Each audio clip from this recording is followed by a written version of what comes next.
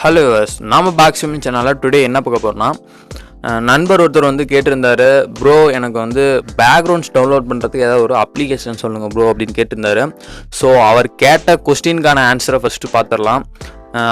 Backgrounds download பண்ணுறதுக்கான அப்ளிகேஷன்ஸ்னு பார்த்தீங்கன்னா, நான் அந்த அப்ளிகேஷனுக்கான லிங்க் நான் டிஸ்கிரிப்ஷனில் கொடுத்துருக்கேன், நீங்கள் டவுன்லோட் பண்ணிக்காங்க. அந்த அப்ளிகேஷன் நேம் வந்து சிபி பேக்ரவுண்ட்ஸ். நான் ஆல்மோஸ்ட் அந்த அப்ளிகேஷனை ஓப்பன் பண்ணி எப்படி வந்து யூஸ் பண்ணுறது அப்படிங்கிறத மட்டும் நான் ஃபார்மலாக சொல்கிறேன்.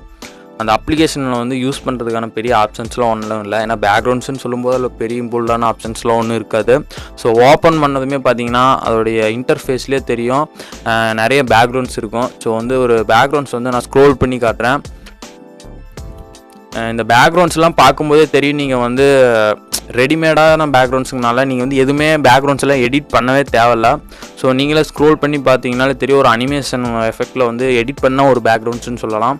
ஸோ நீங்கள் வந்து இந்த அப்ளிகேஷனை ஓப்பன் பண்ணி ஒரு டைம் விசிட் பண்ணி பாருங்கள், உங்களுக்கு வந்து ஒரு கம்ஃபர்டபுளாக இருக்கா, இந்த அப்ளிகேஷன்ஸ்லாம் உங்களுக்கு வந்து பிடிச்சிருந்தா நீங்கள் வந்து டவுன்லோட் பண்ணிக்கலாம். நெக்ஸ்ட்டு வந்து இந்த 3 லைன் ஐக்கானை கிளிக் பண்ணிக்காங்க. அதில் கேட்டகரி அப்படிங்கிற ஆப்ஷன் கிளிக் பண்ணிக்கோங்க. இதில் ஆப்ஷன் கிளிக் பண்ணிக்கிட்டிங்கன்னா இதில் என்ன ஒரு அட்வான்ஸ்னு பார்த்தீங்கன்னா, இப்போ பைக்ஸுங்கிறத கிளிக் பண்ணிங்கன்னா உங்களுக்கு பைக் சம்மந்தமான பேக்ரவுண்ட்ஸ்லாம் வரும். நீங்கள் இந்த பைக் சம்மந்தமான பேக்ரவுண்ட்ஸ் உங்களுக்கு எது வேணுமோ நீங்கள் அதை டவுன்லோட் பண்ணிக்கலாம். இந்த மாதிரி உங்களுக்கு எடிட்டிங்க்கு தேவையான மெட்டீரியல்ஸ் எல்லாமே, ஹேர் ஸ்டைல்ஸ், டாட்டூன்ஸ், பிங்க், இந்த மாதிரி எல்லாமே இருக்குது இம்போல்டாக இந்த அப்ளிகேஷனில். ஸோ ஒன் டைம் இந்த அப்ளிகேஷனை விசிட் பண்ணி பாருங்கள், உங்களுக்கு கம்ஃபர்டபுளாக இருந்தால் நீங்கள் எடிட் பண்ணக்கூடிய மெட்டீரியல்ஸு இங்கிருந்தே நீங்கள் டவுன்லோட் பண்ணிக்கலாம். நெக்ஸ்ட் இந்த வீடியோ வந்து ஸ்கிப் பண்ணாமல் பாருங்கள், அப்போ தான் நான் என்ன சொல்ல வரேன் அப்படிங்கிறது உங்களுக்கு புரியும்.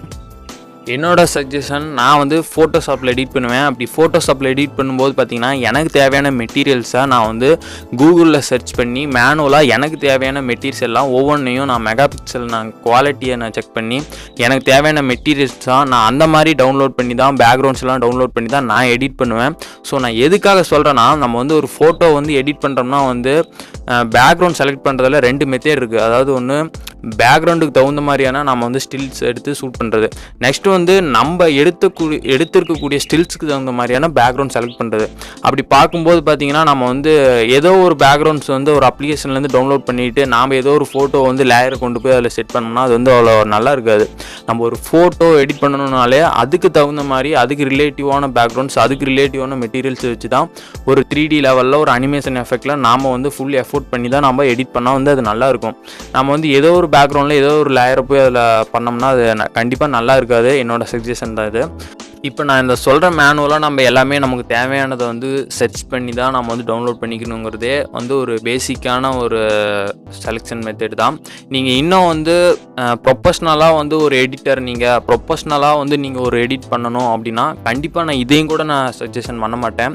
நீங்கள் ஒரு ப்ரொஃபஷ்னலாக ஒரு ஃபோட்டோவை நீங்கள் எடிட் பண்ணணுன்னாலே, இன்னும் உங்களை நீங்கள் வந்து குவாலிட்டி இம்ப்ரூவ்மெண்ட் பண்ணணுன்னாலே நீங்கள் வந்து பார்த்தீங்கன்னா ஷூட்டர் ஸ்டாக் இந்த மாதிரியான ஒரு வெப்சைட்டுக்கெலாம் போய் நீங்கள் பே பண்ணி தான் வந்து பேக்ரவுண்ட்ஸ் மெட்டீரியல்ஸ்லாம் கலெக்ட் பண்ணி அதுக்கப்புறம் தான் நீங்கள் எடிட் பண்ணணும். நான் அதை தான் சஜஷன் பண்ணுவேன்.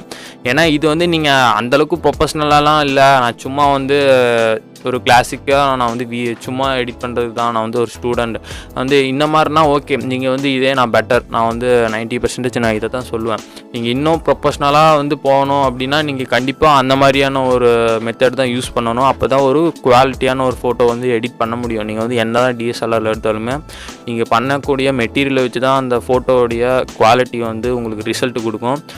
நெக்ஸ்ட்டு வந்து ஒரு கொஸ்டின் வந்து நீங்கள் கேட்குறீங்கன்னா அதுக்கான ஆன்சர் வந்து ஒன்ஸ் வந்து நீங்கள் நம்ம சேனல் போய் பிளேலிஸ்ட்டை போய் ஒன்ஸ் விசிட் பண்ணுங்கள். விசிட் பண்ணிவிட்டு நான் வந்து ஏன்னா எடிட் பண்ணுறதுக்கான பேசிக்கலி உங்களுக்கு வரக்கூடிய டவுட்ஸ் எல்லாமே நான் அதில் சொல்லியிருக்கேன் எக்ஸ்பிளைனிங்கோட.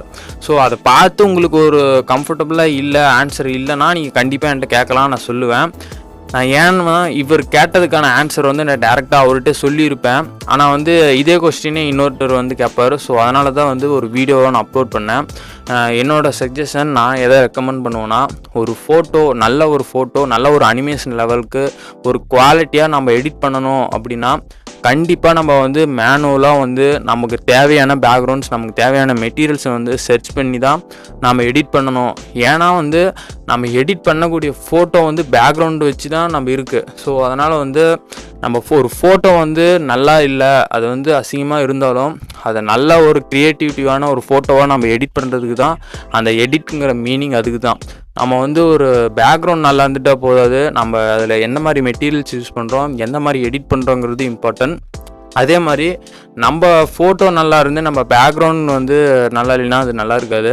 ஸோ வந்து ரெண்டுமே நம்ம கான்சன்ட்ரேஷன் பண்ணி ஒரு நல்ல ஒரு எடிட் பண்ணணும். நெக்ஸ்ட்டு வந்து எடிட் பண்ணுறதுனா வந்து ரெகுலராக வந்து அதை கொஞ்சமாக ட்ரை பண்ணிகிட்டே இருக்கணும். அப்போ தான் வந்து ஒரு கம்ஃபர்டபுளான ஒரு க்ரியேட்டிவிட்டியான ஒரு எடிட் பண்ண முடியும், நல்லாயிருக்கும். ஸோ வந்து நிறைய பேர் கேட்டாங்க, ப்ரோ நீங்கள் ஏன் பிக்சார்ட் எடிட் டுட்டோரியல் போடுறீங்க, ஃபோட்டோஷாப்பில் எடிட் டுட்டோரியல் போடலாமான்னு.